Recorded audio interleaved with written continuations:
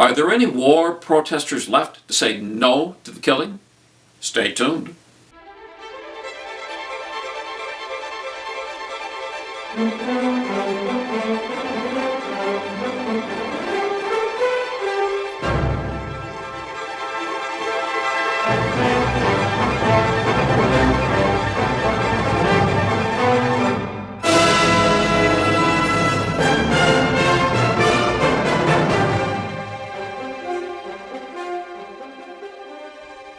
I'm Bob Otten, and this is Libertarian Viewpoint.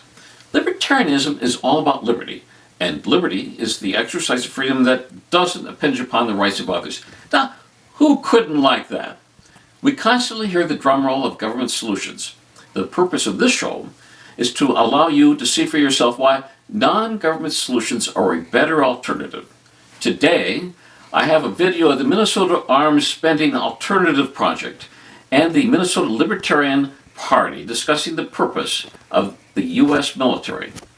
The video highlights where they agree and disagree. You'll each be given 6 minutes. There will be no rebuttals during this time. It's regarding Pentagon spending and federal spending priorities. We'll begin with Professor Jack Nelson-Pallmeyer. Give us an overview of Minnesota ASAP with regards to Pentagon spending, and will you summarize the problem and solution as viewed by Minnesota ASAP? Just one thing about what I see the role or the purpose of government and the purpose of military spending, what it should be. It seems to me that the purpose of military spending should be to provide sufficient funds to allow our nation to be prepared in order to keep the nation safe from outside attack. That would be the primary purpose of military spending. But the primary purpose of government, for me, is a little broader than that, and we'll get into some of these differences. The broader purpose of the government is to provide or help in the basic security of the U.S. population. And for me, that involves healthcare, it involves education, it involves a number of other things. So what I would like to suggest in what led me and others to start Minnesota ASAP is a belief that U.S. military spending levels and policies are now completely disconnected from that basic purpose of national defense, of defending the borders of the country. Dwight Eisenhower, many of you are familiar with as President of the United States, his last speech to the country, he warned the country about what? The military-industrial complex. And when he gave his warning, he was warning us that U.S. democracy was in trouble because of the unwarranted influence of the military-industrial complex, and he was warning us that military spending levels and even the wars the nation would fight were now disconnected from actual defense needs. And they were driven by other motivations, power and profit. The other point I want to make in my initial comment is just to point out that defense is not the same thing as power projection. And I was really impressed with a study by the Cato Institute, which generally reflects libertarian views a couple of years ago, that was very clear about this. It has said U.S. national security policy is not about defense. Joining with more progressive voices like Andrew Basovich, for example, who has just said military spending in the United States is driven, and U.S. foreign policy is driven by power projection worldwide.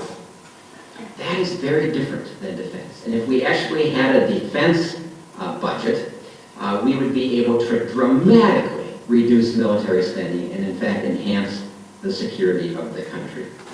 Let me just illustrate that point with one quote. It's a quote my students are probably familiar with. It comes from Ron Suskind, who on the eve of the U.S. invasion of Iraq was told by a high-level Pentagon official after Suskind said, "This is going to be a disaster if you invade Iraq, for the Iraqis, for the U.S." And the response back was, "Ron, the problem with you is you and others are in the reality-based community. We're an empire now, and when we act, we create our own reality." Well, that's power projection and arrogance that has nothing to do with the authentic security of the country. In my preliminary comments and in this opening statement, I would also like to point out how costly military spending is to Minnesota. You may remember that we shut down the state budget, or our politicians shut down the state budget over a $5 billion two-year shortfall.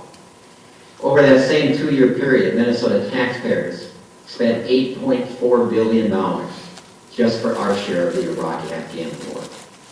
All told, as you can see by a banner that we have outside, Minnesota taxpayers have now spent $41 billion just for our share of Iraq and Afghanistan. Now, one other figure, a couple I'd like you to keep in mind. You may have seen, although many of you probably didn't, a front page article in the Star Trib not long ago. And it was a sky is falling article written basically saying, if the military budget is cut as a part of sequestration, Minnesota is going to lose 4,000 jobs and the state will lose $3 billion in revenues over the next 9 years. Wow. What it didn't say is how much deeper the pain would be if if the cuts are in the non-military sector. And what it didn't say, although it said Minnesota government is going to lose $3 billion over 9 years, it didn't say that Minnesota taxpayers over the next 9 years will spend more than $140 billion just for our share of the base military budget, a military budget that has effectively doubled over the last 12 years. So what I want us to do and what we want to do in Minnesota ASAP is we're encouraging conversations at all levels of the state. And we're encouraging those conversations by going into communities, to city councils, to county commissioners, to library boards, to school boards, to churches, to synagogues. And we're having a conversation about what we would like our communities to look like. And what are the current problems that people are facing that aren't being addressed. And we want to help people make this connection between federal spending priorities that prioritize war and militarization and local and state needs that aren't being met. And that's another way of saying that we really are trying to unleash our imaginations and have a conversation around what kind of state do we want to live in. And this is where we're going to see some differences between the perspective of Minnesota ASAP on what we should do with these dollars and the libertarian view. But very important, and one of the reasons for tonight, is I believe really strongly that we need to be building alliances, including with people that we disagree with on some issues. And this is an issue that many people are beginning to agree on. That we are in trouble because of our military spending, our military priorities, our militarized foreign policy, and that we have tremendous opportunities. Thank you. Please give us an overview of the Minnesota Libertarian Party with regards to Pentagon spending. Will you summarize the problem and solution as viewed by your party? To kick off my introduction, I'd like to start with a bit of history to put this issue into perspective. This issue of our military spending in this country is very important, and that's why the Libertarian Party of Minnesota wanted to get behind Minnesota ASAP on this issue, despite some of the differences. Is there anyone here who remembers the movie War Games? It was just an iconic movie from the 1980s, where we faced the threat of nuclear destruction. Fortunately, in the movie, it was a game that very nearly became real as the plot of the movie went. So that threat, along with all the various wars that happened around the world as the two superpowers jockeyed for influence, was the setting in which the U.S. experienced 4 decades of heavy and growing military spending. Now, let's fast forward to today. Today, the U.S. faces no serious foreign adversary. There's no one who poses a serious threat or is capable of conducting an invasion. Today, those who are a threat to us live in caves. They know how to make improvised explosive devices. Once in a while, they can hijack a jetliner. They can probably do a few more things than that. But they are not anywhere near the threat that was presented by the threat faced by Americans with the Soviet Union of total nuclear annihilation. Now, believe it or not, though, military spending levels have roughly doubled since the height of the Cold War. Does that make sense? Here's something else. This chart is linked via our resolution on our website. I don't know if everybody here can see this, but I'll talk you through it for those in the back. This is a chart of global military expenditures. It's from a couple years ago, but it really hasn't changed since. The biggest slice of the pie that you see, 46.5%, that's U.S. military spending. Almost half of world military expenditures are by the U.S. Okay, number two, at 6.6% is China. So they're hot on our tails. Third is France with a little over 4%. Fourth is Britain with 3.8%. Number 5 is Russia with 3.5%. Now this next slice right here, this orange slice, are the next 10 countries of the world combined. They comprise a little over 20% of world military spending. Now these are countries like Australia, Canada, India, Japan, Brazil, Argentina, Spain, and Italy.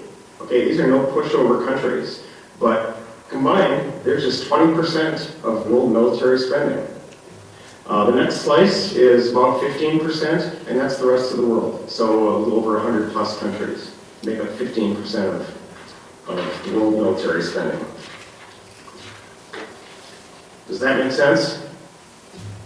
Looking at this from a game theory standpoint, all a country should need for a military is one size the same as the next potential adversary, plus an additional margin, say maybe 10 or 15%.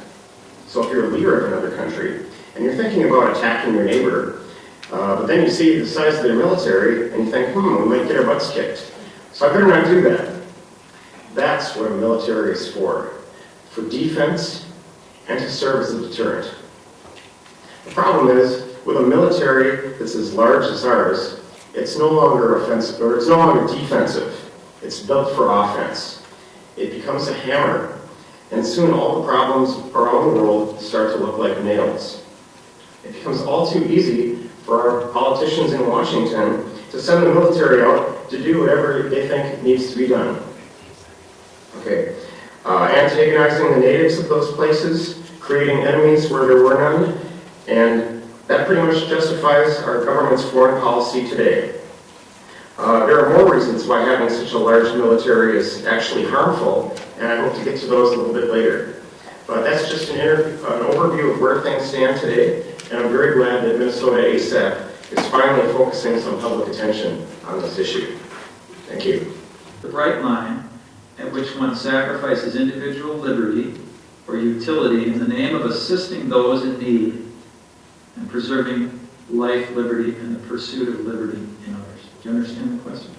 Well, I would pose the question somewhat differently and say that I think the line for me is that my well-being is tied up in the well-being of others. And my well-being is negatively impacted in a society as unequal as ours. For example, how many Americans know that if you divide U.S. wealth into quintiles, that the bottom 40% of Americans, guess what percentage, my students should know this, guess what percentage of wealth that bottom 40% has? Less than 0.3%. That impacts my quality of life. That impacts the quality of life of the society I'm in. When we underfund education, it impacts the quality of my life. So I see my well-being and my future intimately tied into this thing called common good. And I think that's not a sacrifice. It's just a basic ethical and moral standing that says that, and says that we should be together, yes, responsible as much as we can for our individual behaviors and our individual lives, but we're all part of social systems. And it seems to me, certainly Catholic social teaching would say, we really are our brothers and sisters keepers, right? We're in it together. So I would just rephrase the way that it was said and said, I don't think there is a bright line. I think the overall principle is that my well-being is intimately tied to the well-being of others. The line, and this is something that is really the core of our position as libertarians, the line where one's individual liberty ends is the point where the next person's begins. So we as libertarians believe that people should be able to live their own lives however they choose, or to earn or spend their own money however they choose, as long as they don't infringe upon their neighbor's equal right to do the same. Basically, in a nutshell, interaction should be voluntary. So if you want to help your neighbors, that should be something that you do voluntarily. Helping a charity of your choice. Okay, if you have time, okay, volunteer at a neighborhood charity. If you don't have time, write out a check. Contribute in whatever way that you are able. But people should not be forced to helping their neighbors, okay, through the tax system where people pay taxes and then politicians make those decisions. We prefer to see the individuals make those decisions because individuals are going to care more about how their own money is being spent versus if those decisions are made by government where it's going to tend to be, that money will tend to be allocated in order to favor the politicians' political interests. So basically, one person's liberty stops where the next person's begins. Thank you. Jack had one quick comment. Well, as far as I know, one of the only people who called for the elimination of government or said it would fade away was Karl Marx. I don't think libertarians are Marxists from what I can gather. So I say that tongue-in-cheek, but I say it because I want to make a point, and that is, I think my assumption is that the government is going to be with us. And the question then becomes, as citizens, what kind of government and what kind of government policies do we pursue? And the case I would make is that over the last 30 years in particular, we have seen an overwhelming preponderance of policies dictated by people who have a lot of money and by corporations that have a lot of money. That means decisions are made every day. It's not just an individual making it. The individual didn't make a decision that in Minnesota we would have a $6.15 minimum wage. An individual didn't make the decision that we would in Washington, D.C. have politicians that said, we're really going to get in the way of labor unions forming. We're going to have tax policies that ensure that the wealth go to the richest 1%. All those are public decisions made by government. So the idea, we're not going to get rid of government. Hopefully, if we organize, maybe we can have maybe smaller government in some way. Certainly, I believe the military should be smaller. But there's going to be some places where we actually need bigger government. And again, one case I'll make is healthcare. Now, there are different models, and I'd be glad to talk about the different models. But what they all have in common, and they do better than us, is they're not for-profit systems. And that's a decision that governments have made in Japan, in South Korea, in Europe, and elsewhere. And for half the cost, they get better health outcomes than we do. And it covers everybody. So that's the point I would make, is we're not going to get rid of government. It's not the individual on the individual's own. So we better be shaping government policies that help individuals, but also help the common good. Professor here just made the statement that one issue that he sees as a problem is that decisions are being made and influenced by corporations and by the wealthy based on the amount of money that they have, right? Essentially. I would say that the problem, though, is not money. The problem is the power of government. Government, as it becomes more powerful, has more power to be able to dispense taxpayer assets to those who it wishes to route that money to. So as that happens, yes, that situation is going to tend to benefit the wealthy. But the problem is not money. The root of the problem is that government has power and increasingly has more money at its disposal. On the issue of smaller government, I can definitely refute that. How much time do I have? 1 minute. Okay. A great example, I think, the professor here is looking to countries like Japan and Europe in terms of the healthcare system. I think that's definitely the wrong place to look. The right place to look are countries that actually have a free market in healthcare. Now we're getting a little bit off the topic of arms spending and so forth, but I'll continue to pursue this. If you go to a country like Western Europe or Japan or even now the United States, government is trying to solve the problems of rising healthcare costs by distributing that by force, by taxation, upon a greater share of the population. The problem is based on the fact that government has interfered in the healthcare industry in previous decades. That's leading to rising costs, which government is trying to solve by even more legislation. Using military as a defensive deterrent was mentioned by you, Jack, earlier. Could more be said about this? What are the pros and cons of this power-based deterrent? Do you see any other ways to create and sustain peace? I mean, I think that, and you said this well earlier, I think one of the big problems you have when you have an inflated military sector and you have these enormous self-interested reasons for promoting militarism and war, you end up with very counterproductive approaches to peace. And in fact, I would say it leads to the opposite. And so I would say if we want to live in a more peaceful world, then we would be paying attention to issues of hunger and poverty, inequality, sustainable agriculture. We would be paying attention to all kinds of essential needs. And we would put more resources into those things both at home and abroad, and place far less emphasis on militarization. I'll give you, again, one example. I was really kind of stunned to read a variety of reports as I was writing my most recent book from the Pentagon. And interestingly, even when George W. Bush was denying climate change as a reality, the Pentagon was doing study after study indicating that climate change was real, it was happening, and it was a security issue. The problem I had with those reports is that they laid out then a vision that said, therefore we have to militarize more because climate change is going to make the world more unstable. Rather than saying, why are we spending about 85 times more to militarize than we are to address climate change? So that's an example of, yes, I think that there are peaceful alternatives. I think that there are international partnerships. I think that there are lessening our dependency on oil. I think there are many, many things that we could be doing that would make the world a much more peaceful place, and militarization gets in the way of those. If our goal is a more peaceful world, I agree. The military definitely is not the answer. Things like protectionism also tend to come up on this issue, and I think it's worth kind of touching on this briefly. There are people out there who, people in Washington who believe that our next major war could be China, because China is a distant second in terms of military power.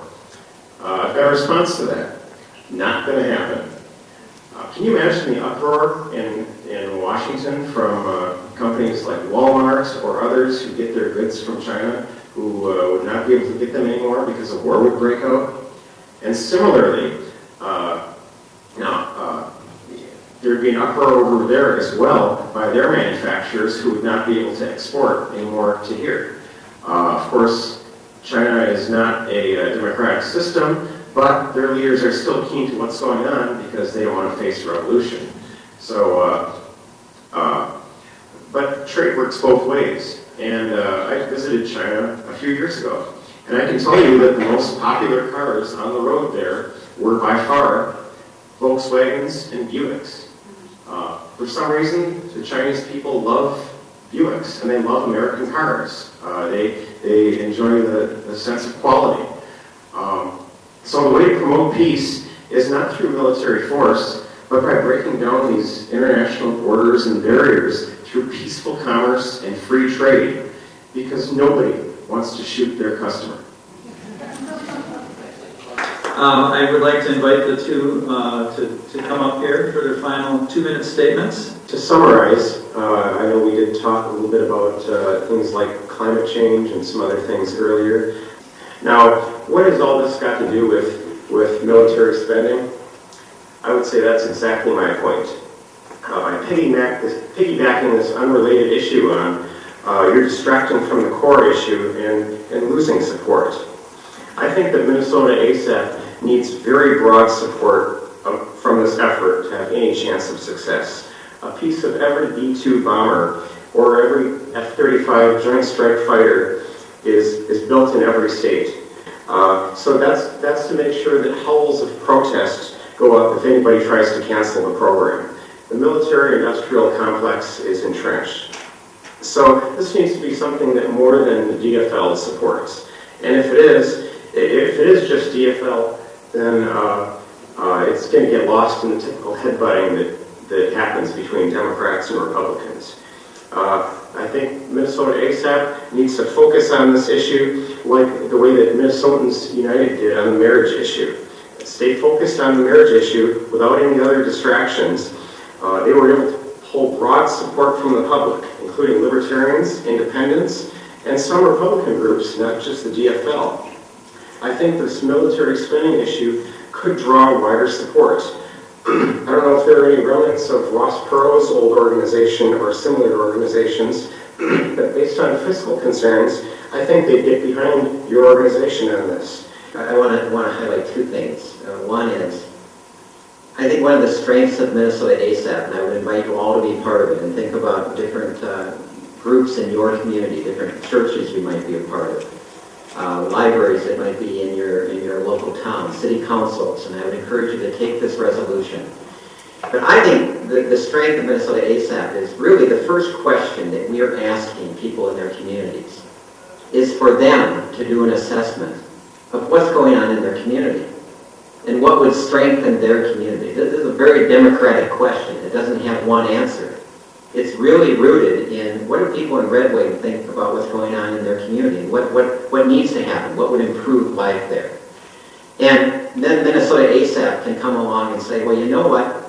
Here's some realities about military spending and how much taxpayers in Red Wing get paid, or how much taxpayer money have gone into these, in my view, illegal, immoral, counterproductive wars of Iraq and Afghanistan. And not only that, but how the fear-based system and politics in this country over the last decade has allowed the military budget to just escalate, the base Pentagon budget.